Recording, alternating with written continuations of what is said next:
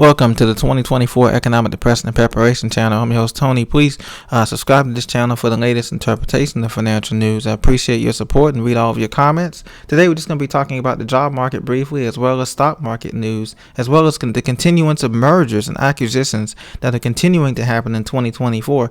Same thing happened in the War in 20s before the Great Depression in 1929. So let's just take a brief look at that as well. So today, Americans are suddenly find it harder to land and keep a job. As you know, the job market, yes, we're creating an average of 200,000 jobs a month, but many Americans who are trying to be career switchers, or maybe they're coming back to work after retiring, or maybe they're finding a second gig. It's a part in the gig economy. It's a part-time gig or a full-time gig.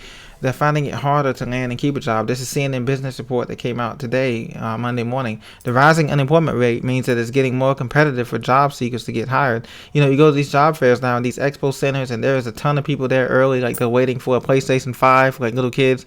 Oh, and they're there super early, camping out. And you barely get a chance to give your resume or business card or any kind of digital contact or even talk to the recruiters for more than 5 minutes. And so job seekers have been calling the shots for nearly 4 years as employers struggled to fill millions of openings to meet an onslaught of demand coming out of the pandemic. But now the tide has turned, according to this article.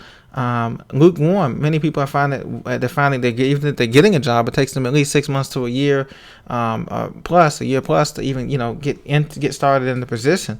So the unemployment rate is rise to a 3-year high of 4.1% in June. 6.8 million unemployed, and this is still growing. This is a key concern. It's not just the inflation that's growing, unemployment's growing with it, and wages for people who are employed full-time and part-time, the wages are not keeping up with inflation. So this is a double whammy in the job market. Pay increases are leveling off. This is just what I talked about right now, that the economists have been watching pace at which workers are leaving their job, and all of that. So that's also a problem. And then people are staying unemployed for longer. Same thing that we've been talking about in this channel. So we just had the thing report here. 206,000 jobs were created, and not all industries. It mostly came in government, healthcare, and hospitality. Not in all the other industries, not like manufacturing, utilities, transportation. Those weren't there. So, this is going to be very concerning heading into the summertime here. And also these mergers. Look, Hollywood theater owners are worried about a Paramount Skydance merger will usher in too much consolidation. So now we have entertainment mergers that are going down. We've got mergers in the, we had mergers before in the manufacturing sector. We had mergers in the airline sector. Mergers and so much so in the housing sector with the top 5 or 6 builders building most of these homes that you see across the country in hot markets like Florida, Texas, California, Arizona, DC, New York, Baltimore, Boston. So we have all these kind of mergers that are going on right now. And this means that, troubling times are ahead because you have monopolies forming, mergers forming, the same thing that happened in the Roaring 20s, ladies and gentlemen. And the stock market is reflected in that. The stock market today, it was coming off fresh records, fresh highs for the NASDAQ and 500 and S&P 500, according to Wall Street Journal. But now earnings are coming in from JP Morgan, Chase, and Citigroup, as well as a key inflation reading.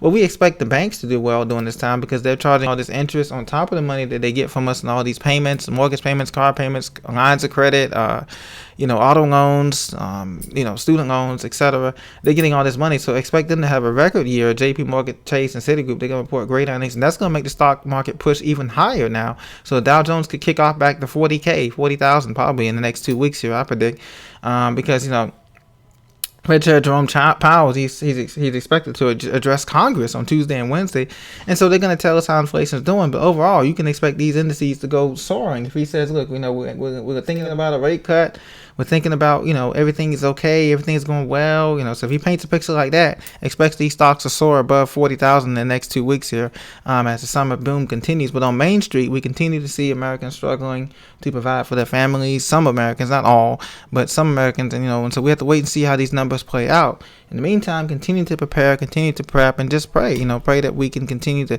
hold on to our jobs, we continue to work hard and do things that we need to do. As long as we be diligent and take care of the business that we need to take care of, God's going to take care of the rest for us here, I believe.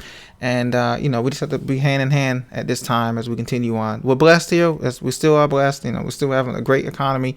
A good economy as far as, compared to the rest of the world. We're still living at a 97%, 98% standard of living. So God bless. Continue to prepare. And I'll talk to you soon once the earnings reports come out again. We'll see what it does. Thank you very much for listening.